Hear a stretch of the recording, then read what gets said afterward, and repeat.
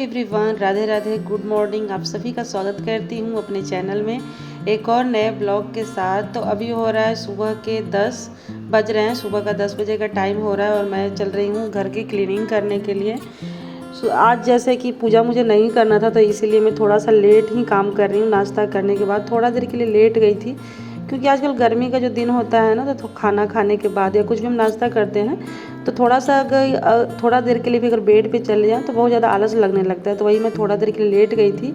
उसके बाद मैं उठी हूँ और घर के सारे कामों में बस लग गई हूँ। तो सबसे पहले यहाँ पे मैं चादर को हटाई हूँ, क्योंकि चादर मुझे धोने थे। हफ्ते में 2 दिन में चादर और जो पिल्ले का कवर होता है वो धो देती हूँ। अब आप यही सोच रही हो पिल्लों का कवर कैसा है, तो ये ना मेरे पास कुछ शर्ट रखे हुए थे जो ज़्यादा पुराना नहीं था। जैसे होता है ना, छोटे पड़ जाते हैं साइज में, तो और उसका कपड़ा जो है वो भी अच्छा होता है। तो उसी से मैं इस तरीके का शर्ट बना करके पिल्लो का कवर बना देती हूँ। अब बेड का चादर हटा ही रखी थी तो थोड़ा सा मुझे बेड में कपड़े भी रखने थे, बाहर रखा हुआ था जो कि अभी यूज नहीं कर पा रही हूँ, तो उसको भी मैं बेड में रख करके और सेट कर देती हूँ। और उसी के साथ जितना भी बिस्तर वगैरह सेट करने का काम है वो, और सबसे पहले चादर वादर निकालने के बाद और भी थोड़े से मशीन में कपड़े मैं डाल रखी हूँ और ये चादर भी निकाल दी हूँ। इन सब को मैं मशीन में लगा दूँगी ताकि कपड़े भी धुलते रहें, साथ में मैं भी अपना काम जो है वो करते रहूँगी। और यहाँ पे ना पर्दा भी थोड़ा सा गंदा हो गया था, और जैसे ही थोड़ा सा चीज़ें गंदी हो जाती हैं ना डेली यूज करने वाली, तो अजीब सा लगने लगता है, मन एकदम अपने आप ही व्याकुल हो जाता है, ऐसा लगता है कब इसको साफ़ करें। तो यहाँ पे मैं पर्दा भी निकाल दी हूँ, तोरण भी निकाल दी हूँ। इस पर्दे को और तोरण को तो हाथ से ही धोऊंगी, बाकी मैं कपड़े मशीन में लगा दी हूँ। और थोड़े से कपड़े रह गए हाथ से धोने लायक, उनको मैं हाथ से धोऊंगी।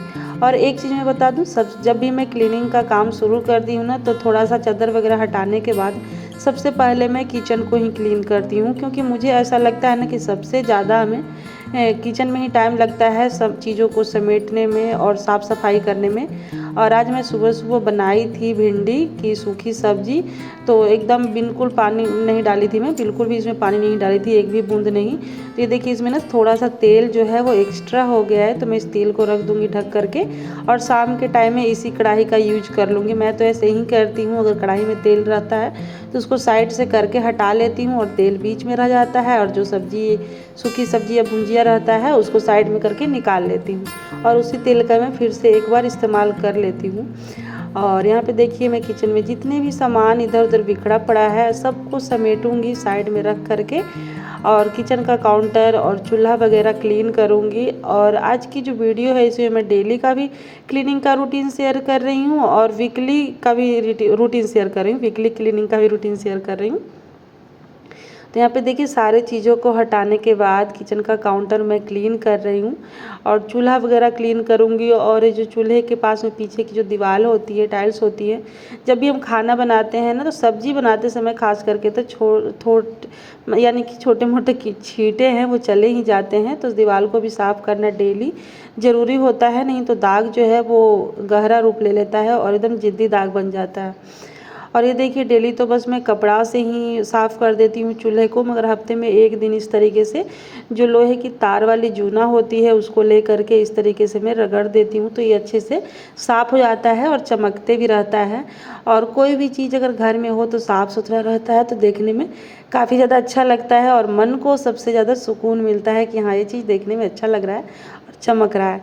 तो मैं इसी तरीके से अपना जो काम है वो करती हूँ। ऐसे तो चूल्हा दिन में 2 बार साफ़ होता है, सुबह के टाइम में खाना बनाने के बाद मैं क्लीन करती हूँ और रात में जब डिनर का खाना बनता है उसके बाद मैं क्लीन करती हूँ।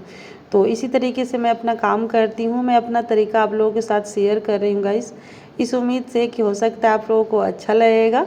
और इस तरीके से देखिए चूल्हे को उठा करके नीचे भी साफ़ करना बहुत ज़रूरी होता है, क्योंकि नीचे भी गंदगी जमी रहती है।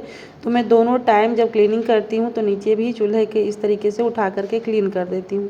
चूल्हा साफ़ करने के बाद काउंटर वगैरह सब जगह साफ़ करने के बाद मैं बर्तन धोऊंगी, क्योंकि बर्तन भी इकट्ठा करके मैं सिंक में पानी डाल दी थी। आजकल गर्मियों में क्या होता है, बर्तन अगर थोड़ा देर के लिए भी खाली करके अगर रख देना तो तुरंत ही सूखने लगता है, यहाँ तक कि बर्तन धोते धोते भी सूख जाता है। तो इसी वजह से मैं पानी डाल करके सारे बर्तन में रख दी हूँ।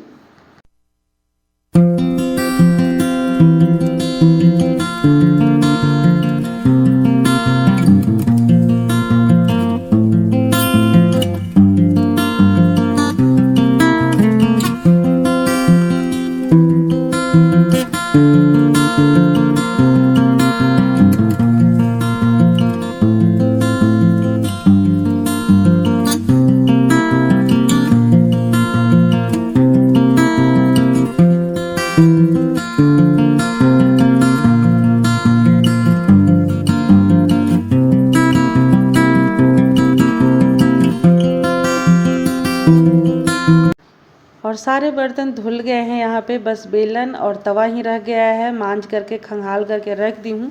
और दोनों टाइम सिंक भी क्लीन करना बहुत ज़रूरी होता है। अगर दोनों टाइम सिंक को इस तरीके से साबुन से जूने को मांजते रहेंगे तो बिल्कुल सिंक जो है वो चमकते रहता है, साफ़ सुथरा रहता है और इसमें से किसी भी तरीके का स्मेल भी नहीं आता है। और ये देखिए सारा मांजने के बाद जूने को धो करके भी रखना ज़रूरी होता है। अगर जूना धो करके नहीं रखेंगे तो उसमें से गंदी स्मेल आने लगती है। और ये देखिए यहाँ पे इस तरीके से मैं सारा सफाई कर ली हूँ और किचन का जो पूरा काम है वो ख़त्म हो चुका है, बस कमरों की सफाई करनी रह गई है। तो किचन का साफ़ करने के बाद, किचन का काम ख़त्म करने के बाद मैं करूँगी झाड़ू का काम और झाड़ू लगाऊंगी। उसके बाद पोछा वगैरह लगाना है, यही सब काम जो है वो चल रहा है। और पता है बीच बीच में और भी एक्स्ट्रा भी काम मैं की थी, मगर उन सब का वीडियो में बनाई ही नहीं थी, नहीं तो फिर काफ़ी ज़्यादा बड़ा वीडियो हो जाता। छोटा छोटा क्लिप में ऐड करके और आप लोगों के साथ शेयर करेंगे। अब यहाँ पे मैं आ गई हूँ अंदर कमरे में सफाई करने, झाड़ू लगाऊंगी।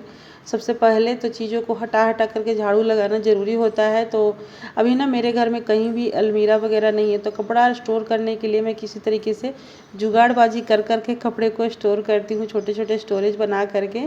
और ये देखिए इस तरीके से जिनके भी घर में बच्चे होंगे ना उनको तो पता ही है कि बेड के नीचे अगर झाड़ू लगाएं और कागज़ वगैरह न निकले, ऐसा हो ही नहीं सकता है।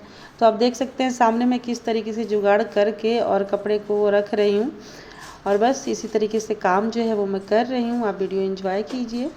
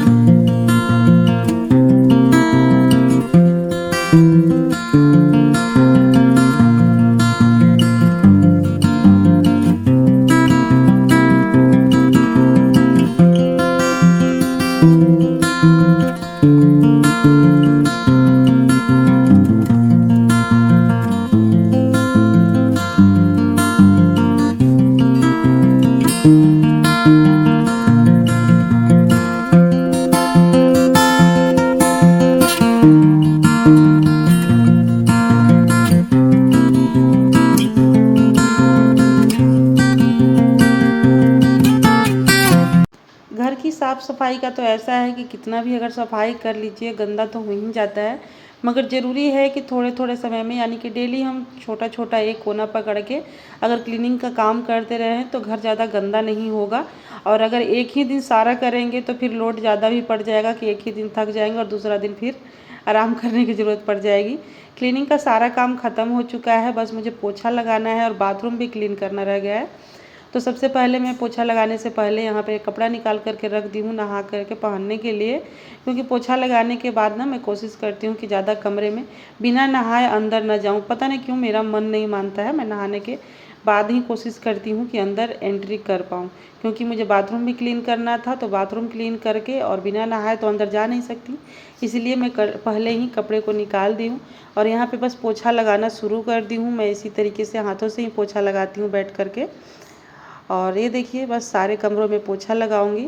सारे कमरों का तो मैं वीडियो नहीं बनाई थी, बस छोटा छोटा ही क्लिप बना करके आप लोगों के साथ शेयर कर रही हूँ गाइस।